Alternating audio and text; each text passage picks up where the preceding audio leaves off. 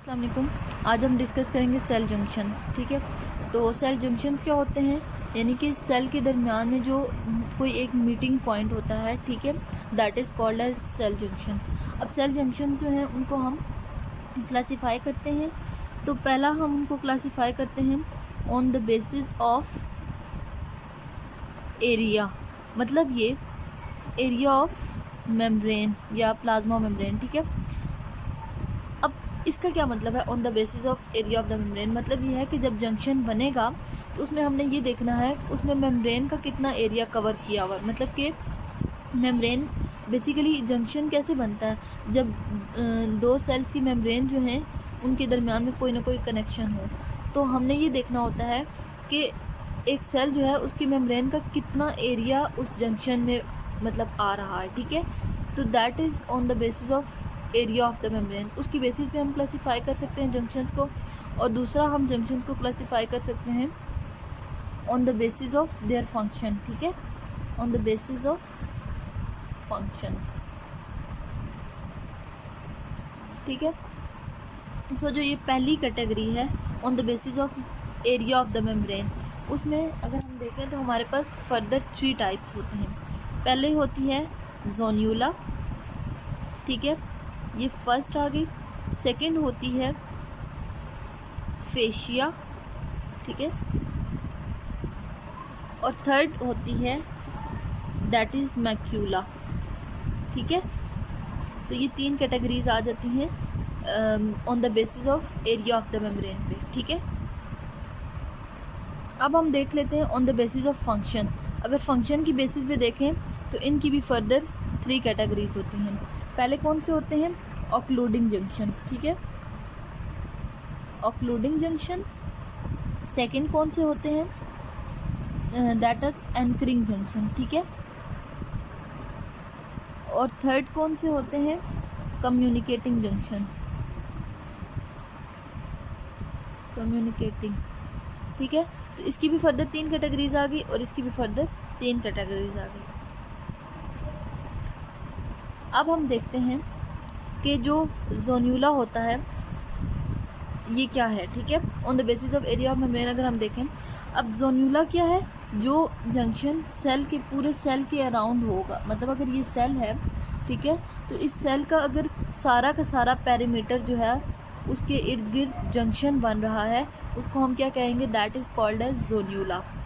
ठीक है, उसके बाद जो फेशिया होता है, इस मतलब कि बेल्ट लाइक, जैसे हम बॉडी के अराउंड जब बेल्ट बांधते हैं तो वो हमारी पूरी बॉडी को कवर करता है इस तरह से, तो इसी तरह ये जोन्यूला जंक्शन होते हैं। ठीक है, फेशिया जो होता है ये कैसे होता है, ये एक बैंड लाइक होता है, यानी कि इसके अंदर मेम्ब्रेन का कुछ एरिया आ रहा होता है, यानी कि कुछ जो अगर ये पूरा सेल है तो इस सेल का कुछ पार्ट जो है वो जंक्शन के अंदर आ रहा होता है। ठीक है, ये क्या आ जाएगा, फेशिया। उसके बाद आ जाता है मैक्यूला। मैक्यूला जो होता है दैट इज़ स्पॉट लाइक, यानी कि अगर एक ये पूरा सेल है तो सेल के अंदर ये एक थोड़ा सा स्पॉट होगा जहाँ पे ये कनेक्ट होगा विद द अदर सेल। ठीक है, या एक्स्ट्रा सेलुलर मैट्रिक्स के साथ। ठीक है, तो ये क्या आ जाता है, मैक्यूला स्पॉट लाइक। तो जोन्यूला कैसा होता है, जो कि पूरा का पूरा सेल को कवर कर रहा होता है, सेल का पूरा पेरीमीटर इसके अंदर आ रहा होता है, वो जोन्यूला।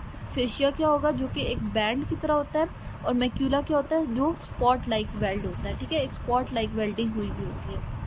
ठीक है, ये 3 आ गए on the basis of area of the membrane. अब अगर हम ऑक्लूडिंग जंक्शंस को देखें, ऑक्लूड का क्या मतलब होता है कि इतना ज़्यादा टाइट बाउंडिंग कि बीच में कुछ भी ना रहे, तो इसलिए इनको दूसरा नाम क्या देते हैं, टाइट जंक्शंस। ठीक है, इनका दूसरा नाम क्या आ गया, टाइट जंक्शन। और इसकी एग्जांपल जो है, या जो इस तरह के जंक्शन होते हैं उनको हम कहते हैं जोन्यूला ऑक्लूडेंस। ठीक है, इनके ये जंक्शन आ जाते हैं। उसके बाद आते हैं एंकरिंग जंक्शन। एंकरिंग जंक्शंस क्या होते हैं, जो कि जोड़ के रखेंगे। एंकर का क्या मतलब होता है, जो किसी चीज़ को जोड़ के रखे। ठीक है, एंकर। तो एंकरिंग जंक्शन जो होते हैं ये कहाँ पाए जाएंगे, जहाँ पे फॉर एग्जांपल टिश्यू है, टिश्यू के अंदर सेल्स को होल्ड करके रखना है, तो वहाँ पे कौन से जंक्शन होंगे, एंकरिंग जंक्शन। इसकी आगे फर्दर 3 टाइप्स होती हैं। पहला होता है जोन्यूला एडहेरेंस, ठीक है। सेकंड होता है फेशिया एडहेरेंस और थर्ड होता है मैक्यूला एडहेरेंस, ठीक है। और मैक्यूला एडहेरेंस को दूसरा नाम क्या दिया जाता है?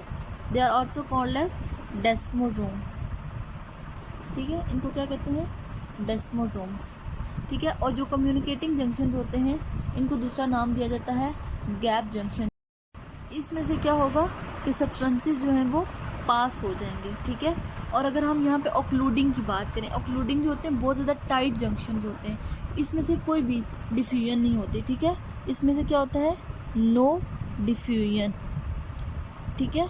ये इसमें से डिफ्यूजन नहीं होती, ना ही कोई वाटर ना ही कोई सोल्यूट मतलब एक्सचेंज होता है। जो एंकरिंग जंक्शन होते हैं इनका काम क्या होता है? इन्होंने एंकर करना होता है, जोड़ना होता है, ठीक है। इन्होंने सेल्स को जोड़ना होता है। और जो कम्युनिकेटिंग जंक्शंस होते हैं उनका क्या काम क्या होता है कि इनमें से डिफ्यूजन होती है, ठीक है। डिफरेंट आयंस या सोल्यूट्स वगैरह जो हैं वो बिटवीन द सेल्स एक्सचेंज हो रहे होते हैं, ठीक है। ये इसकी क्लासिफिकेशन आ गई है। अब हम नेक्स्ट वीडियो में ऑक्लूडिंग, एंकरिंग और कम्युनिकेटिंग जंक्शंस की डिटेल करेंगे, क्योंकि इस वीडियो में मैंने on the basis of area of the membrane जो 3 क्लासिफिकेशन थी, जोन्यूला, फेशिया और मैक्यूला, मैंने आपको ये तीनों भी साथ एक्सप्लेन कर दी हैं। और ऑक्लूडिंग, एंकरिंग और कम्युनिकेटिंग जंक्शन जो हैं इनकी मैंने आपको क्लासिफिकेशन बता दी है। नेक्स्ट वीडियो में हम इन जंक्शंस को इंडिविजुअली डिस्कस करेंगे। Thank you.